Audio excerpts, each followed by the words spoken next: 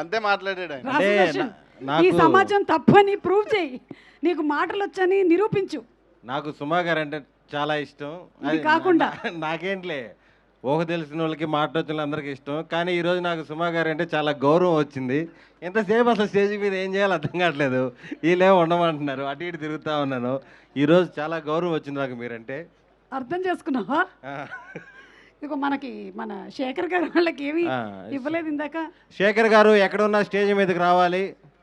వంశీ శేఖర్ గారు ఇద్దరు తెర వెనకే కాదు, తెర ముందు కూడా మీరు ఉండాలి. మీరేంటో బయట ఉంటున్నారు. Car number 342. కార్లు ఇంకా తీయలేదా మీరు?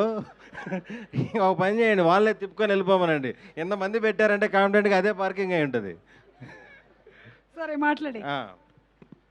ఇక్కడికి వచ్చిన సినిమా లవర్స్ అందరికీ, ఫ్యామిలీ మెంబర్స్ అందరికీ thank you for coming. Godavari గట్టు పైన ఫైనల్గా 8th రిలీజ్ అవుతుంది. రేపు ఈవినింగ్ ప్రీమియర్స్ పడుతున్నాయి.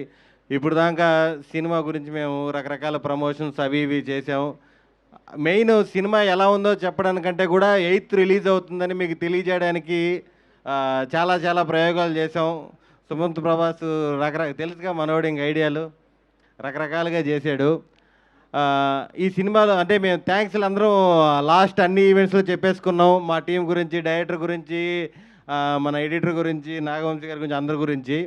ముఖ్యంగా మా అందరికీ హార్ట్ఫుల్గా అనిపించింది ప్రొడ్యూసర్స్ అభినవ్ గారు. ఈ సినిమా ఓకే చేసినప్పటి నుంచి కూడా మామూలుగా ఈ డైరెక్టరు, ఈ హీరో అన్నాక ఒక బడ్జెట్ ఫిక్స్ అవుతారు. ఖచ్చితంగా బడ్జెట్ లెక్కలు వేస్తారు, వేయాలి కూడా. కానీ నాకు తెలిసి అభినవ్ గారు అప్పటి నుంచి ఇప్పటి వరకు అసలుకి బడ్జెట్ సంగతే ఆలోచించలేదు. సినిమాకి ఎంత కావాలంటే అంత ఖర్చు పెట్టారు. డైరెక్టర్ పేపర్ మీద ఏ ఆర్టిస్ట్ కావాలంటే ఆర్టిస్ట్ సెట్లో ఉన్నారు. అంత బాగా చూసుకున్నారు. మాకు నిజంగా హార్ట్ఫుల్గా చెప్తున్నాం, ఇలాంటి ప్రొడ్యూసర్స్ ఇండస్ట్రీలో ఉండాలి. చాలా చాలా సినిమాలు తీయాలి. ఈ సినిమా మంచి హిట్, రెడ్ పపెట్కి చాలా మంచి పేరు రావాలి, ఇండస్ట్రీలో నిలబడిపోవాలని మనస్ఫూర్తిగా కోరుకుంటున్నాము.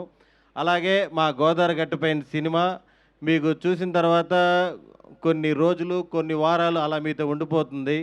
పైరసీ ప్రింట్ కాదు, దీంట్లో ఉన్న ఎమోషన్స్, కామెడీ అన్నీ కూడా మీతోనే ఉంటుందని మనస్ఫూర్తిగా కోరుకుంటున్నాను. Thank you. కొట్టేసావు అసలు స్పీచ్.